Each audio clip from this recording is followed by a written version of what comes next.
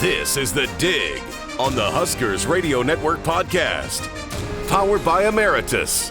Featuring Nebraska Volleyball Director of Operations, Lindsay Peterson. Here's your host, Jessica Coody. Welcome back into another episode of The Dig. I'm Jessica Coody, joined this week by Director of Operations, Lindsay Peterson. Well, Lindsay, what a trip you guys have been on. When 4 games over the span of 8 days, all on the road. How has this past 2 weeks been? How are you guys holding up after the travel that you guys have been on the last couple of weeks? Yeah, well, today is a much-needed day off for the players and just getting their bodies back into Central Time Zone. It was a tough trek for the last 2 weeks being on the road, and we had just the competition in the Big Ten. But this is the life of the Big Ten Conference these days, and I just can't speak enough about how well our team handled the challenge. And they came to play each match, and we had prepped them and front loaded that those 2 weeks coming up were going to be tough, and they need to really dig in and be a team and get through this. And they did that in every way possible. And so really proud of how the last 2 weeks went and the outcome we had, and just how they handled the travel and the matches and the crowd. I mean, each venue was a sold-out crowd, and they just really arose to the occasion. So it was really great to see. So you guys prep for these teams. Within Coach Cook had mentioned in both of his post-game interviews with JB and Lauren that both teams, Washington and Oregon, changed a little bit what they did. So how about that? What was that like in match, and how the team handled that and making adjustments on the fly?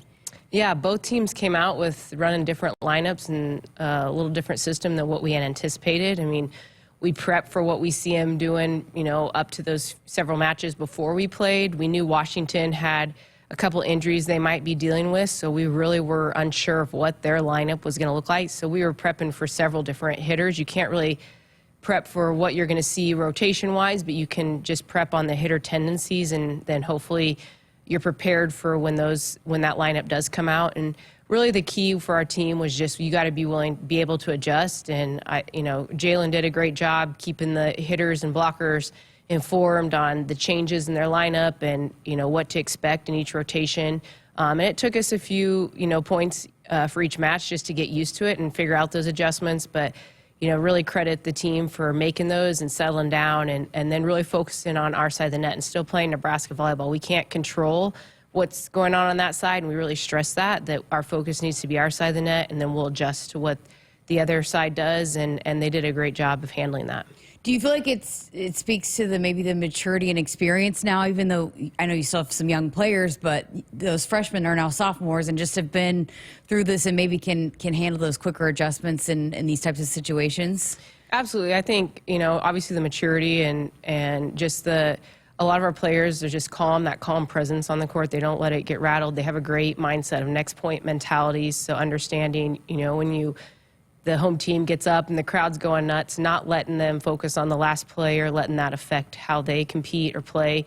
And so that speaks to maturity, but also, I think that our staff does a great job of just prepping them and getting them prepared. So we know that we won't know the lineups, but they have a good idea of what to expect from that team, the speed of the offense, maybe the main attackers, where they want the ball, and knowing that if we still control the serving, our tempo on our side, that's really going to affect their side of the net too. So, the players, like you said, they have to learn to adjust, and we talk about that when you go back-to-back matches. Sometimes you don't have a ton of time to prepare for that next match, and being able to adjust as you go and make those changes, and that shows a sign of a very mature team. Coach had mentioned after the Oregon win that not the best day for the middles, and even Merritt to an extent. Why? And he didn't know. He said we're going to have to go back and watch the film. So once you guys dove into that, why was it not maybe as productive of a night for the middles? Yeah, I think, they're still looking at some of that film, but I think some of it was just the timing between our middles. They were getting a lot of great touches on blocking, but their routes weren't quite what we'd hoped. They were getting a little too tight to the net, which impacted their swing some. But in hindsight, to see that our middles maybe didn't have the match that they wanted, or Merritt offensively production, what she has been capable of, to see our outside step up and produce that. I mean, I can't say enough about the play of our outsides the last 2 games and on the road, and how that just gives our team a whole nother level of confidence. And I think that makes our team that much more difficult to prepare for. because you don't really know who's going to have a great night, but we have so many offensive weapons, and everyone's ready to step up to the plate. So it was nice to see that we were able to still be pretty balanced, and then our outside stepped up on the road this weekend. How important is that? Because we've heard JB and Lauren talking a lot about that, having two left sides going together for a team, and maybe what you guys want to do really long term as well. Yeah, I mean, your left sides are so important because so much of the game is played out of system. We're fortunate enough to have great passers, and we're in system a lot out of serve receive, but defensively, a lot of the times you're coming back out of system. So you have to have outsides that can produce big swings and big numbers because you're playing out of system so much, because they're going to get the majority of the swings. And that's on either pen, Merritt, Taylor, and Harper on the left right now. And but then just being able to establish them sometimes will allow our middles to be more productive in the middle. If they're focusing on trapping on the pens, then our middles are one-on-one, and we feel like we have a great advantage if that's a scenario. So it really plays into a lot of areas of the game, but it really carries the rhythm of your offense. If your outsides can score when you're out of system, it only helps and puts more pressure on that defense, and then allows those other players to have better offensive options. Fascinating. Okay, so the crowd, you mentioned it. We had heard a lot about it. It seemed like there was a ton of Husker fans out there on the West Coast for you guys, which is not surprising. But again, you would think of all the places that you might be traveling, that might be the one area you might not have as much support. But it didn't sound like that was the case. Yeah, Husker fans showed up again, and it was great to see all the red in both venues. And sounds like we had some that were West Coast Husker fans and some that came from Nebraska that flew out there and just said, you know what, this is our chance to see two matches. We can't get tickets at Devaney, so we made a trek out to the West Coast for it and checked out the Pacific Northwest while we were at it. So, yeah, it's just amazing to see the amount of red when we're there, and then just every venue we go to, it's like a sold-out match or you're making history. And we really stress that to our players to let them know, like, you're going to be part of history tonight. This is the first time Washington is sold out. You're part of this history, and you kind of have the responsibility to go out and perform at a high level for those fans and those that travel and support you. And so understanding really the impact they're having on the sport right now, and how it's just growing the sport by the way our fans travel and the love of our team, really. And that's a great credit to our players, how they handle themselves on and off the court, and the passion they play with, and our fans love it. I mean, we can't, as soon as the match is over, there's fans everywhere trying to get to our players, and it's crazy. It's never been to this level, so I think it speaks volumes to where college volleyball is going and the impact that Nebraska has had on that. Absolutely. I loved Harper Murray after the game. She was interviewed by the Big Ten Network, and she had a great game, obviously, but she talked about, well, I still always need to improve my passing. But how improved is her passing? And I know it's probably easy enough, just you practice it, but what has gone into that for her to be able to be a better passer this year? Well, I mean, we can all attest to Harper has had a ton of growth on the court, and especially in the area of passing. I mean, that's a big load to carry as a six rotation outside, because a lot of teams are going to try to serve her, especially when she's front row, to take her out of attacking. But then also when you see our passing lineup with Lexi and Olivia and Lainey back there, the next option, they're like, well, let's stress the outside, and she's really stepped up to the plate. And some of that is mindset, just being focused and really focusing on the breaking down passing and practice, but then going to the court and sticking with her training and not falling back to habits that she's had in the past. And we've seen her really pay attention to that and really put a lot of focus on that, not only in practice, but then the carry of the game, and understanding that teams are going to serve at her and really accepting that challenge and stepping up. And yeah, like we all say, there's passing, you can always get better. Like, nobody passes perfect. And I think in her matches this weekend, her volleyball IQ was really great. Like, she knew the situation she was in, and the swings she took and the plays she made in those situations really spoke to her volleyball IQ. And I think we've just continued to see that increase. And Harper's just a great all-around player, and she wants to be elite. And the way you get elite is to continue to try to improve every area of your game. For you and the job that you have, the task that you take on when you have a road trip like that, I think we get asked sometimes about that and what goes into that and how do you plan that. And you guys had some late matches, but then you got to turn right around and travel. And I saw some of the girls had posted they were going to get some coffee runs, So how do you guys go about figuring out what works in each road trip and again, not maybe doing too much when it is so taxing on the bodies? Yeah, lots of coffee runs. The players love their coffee runs. But, I mean, this was a new trip for us. We had played in Oregon. We've been to Oregon before for a tournament, I think back in 2017, but that's different than a conference match and the number of days we are going to be out there and with travel in between. But it is a little bit trial and error. You try to figure out what works, take notes. Like I have a list of things that I'm going to look at for keeping the same and things I'll change for our next trip out there. But also I think understanding what our team needs and what works best for our team is key, and just trying to keep that routine no matter where you're at. So, this was a long road trip, a lot of meals, but trying to stay with what meals we tentatively do, and not go out and try something new or really experiment. We stick with what we know works best for our athletes and what keeps them in routine. And same with how we keep our schedule. I mean, we try to schedule our flights to where we're getting a good night's rest. That's why we came back Sunday rather than flying all night Saturday night to get back, because we knew the importance of recovery and for them to get a good night's sleep. So I'm really looking at that and what works best and trying to keep in our routine the best we can, even though we're on the road. And there's a lot of coffee runs, a lot of meal dates set up and meals brought in, but whatever keeps them in their routine and doesn't really change from if we were just traveling to an Iowa or to an Indiana to play is what we try to keep it as routine as possible. The meal thing also is fascinating too. Because everybody's different and likes different things. Some people are picky, some people can't have certain stuff, but we have had those conversations here, even with every sport here, how important the nutrition part is. So what does that look like for this team when you're on the road too? Are there things that you have to do differently to tweak on the road as well? Well, this last trip, we were fortunate enough to bring our nutritionist with us with a long trip. So we really looked at recovery, getting cherry juice in them to help with recovery, quick recovery. Obviously, our athletic medicine has recovery, whether it's Normatec or Firefly or things like that to help their body recover. But yeah, food-wise, I meet with our nutritionist and we look prior to any road trip and see like what we need to do. Hey, if we know we're going to have a big match the night before, we need to maybe have a little bit of a heavier meal when the night before versus our pre-match meal, and how we then fuel up after the match, what we're providing for them after the match. Are we flying home, or are we preparing for a turnaround to play the next day? And that changes our meals as well. So nutrition and recovery is such a big part, especially on the road, because you don't have the luxury of having your own bed to go sleep in and that type of thing. So you have to do whatever you can to try to get your body recovered. We don't have a cold tub for them to go do right after a match like we do at home.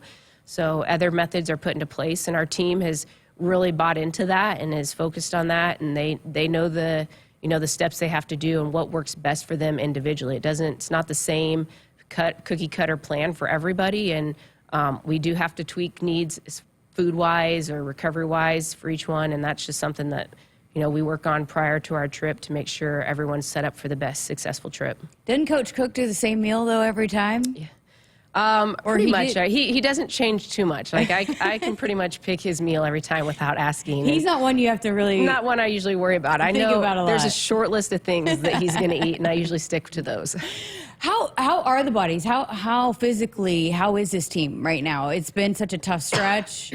You got just 3 weeks left of the regular season. I mean, how are they at this point in the season? How are they feeling? Our team is doing really well, and we talked about that. You're starting to see teams that are having injuries, people that are breaking down, that can't go back-to-back, or, are not 100% like they were in September because of this season and the toll that Big Ten Conference takes on your bodies. So we really stick to talk about the importance of activating your muscles. Whether we're not able to lift while we're on the road, we're still doing exercises. Brian, our strength coach, has us doing exercises to activate our glutes and our hamstrings and the muscles, key muscles, to help us balance and function.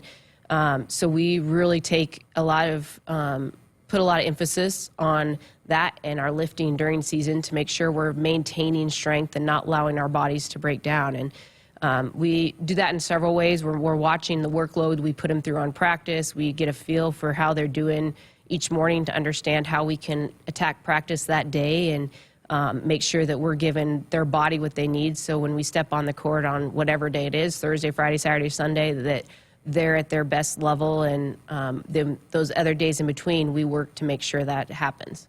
So back at home, seems like forever since you guys have been here. So you got Thursday, Saturday this week, Minnesota, Indiana, but with the travel and the regulations with the NCAA, you have to take a day off and all of that. What's this week look like for this team? And then we'll dive into the matchups, but just overall, how you guys are approaching this week, what does that look like for this team?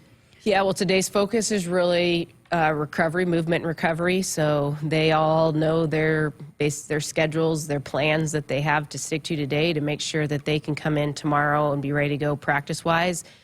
We told them that today was about rest, recovery, and fill in their bucket. You know, they've been on the road, so they need to do something that gives them that little extra, whether it's nails done or hair done or go shopping or whatever it is that fills their bucket, so they feel like they're coming in to Tuesday with 100% capacity and ready to attack this week. And then Tuesday will be a longer, more intense practice, and then we'll have to taper off for Wednesday because we turn around and play Thursday. And then Friday will be a day that will be a light prep practice, because then we got to prep for our match on Saturday. So it's a little bit of a challenging week coming off of the road trips we've had, but we talked to our players about this is what postseason is going to look like. You know, if you're not hosting and you're traveling, you're going to have this where you're going to have to come back and get ready for 2 big matches, and they could be a Thursday, Saturday like we're facing this week. And when we get to regionals, and we've got to be able to handle that. So this is good prep for that. Do you guys, as the staff and the coaches, have to tell yourselves to go fill your buckets too? Because it can be like, yeah, it is. I have to tell myself that sometimes. Absolutely. Like we'll get our stuff done, and then everyone needs to go do what they need to do. And it may be laundry and errands, or it may be something else. Like Jalen might go hit golf balls, but whatever it is just to put that balance back in, give us a little work-life balance, and it does. It just gives you that extra pep in your step and kind of resets you for the next week. And so you're not constantly just focused on volleyball, and it's a good balance. And we really make sure that, we preach that to our players, but we also got to lead by example and show them that, the importance of recovery and reset and fill in our bucket as well. Okay, so let's dive into the matchups. Minnesota, Indiana. Minnesota's always seems like a tough match. They give a lot of teams fits across the country over they match up with, and of course the connection there with Taylor Landfair. But what does that matchup look like for you guys on Thursday? Well, Minnesota's a great serving team, so we know they're going to come in and they're going to be attacking from the service line. They obviously have a lot of experience at the setter position. Schaffmaster has been there and has led their program for a lot of years, and so we know their experience. She'll run a great offense for them. They have powerful hitters at the pens, and if they pass well, they're middle. So our focus, again, is going to be we have to serve tough on them as well. And, Jalen and Coach will be breaking down what's going to work for us as we look at matchups-wise for Thursday. But we know that Minnesota has always come in and competed hard when they've come here, and we've had some real battles when we've gone there. So it's not a team that we'll take lightly at all, and we'll be ready to go on Thursday.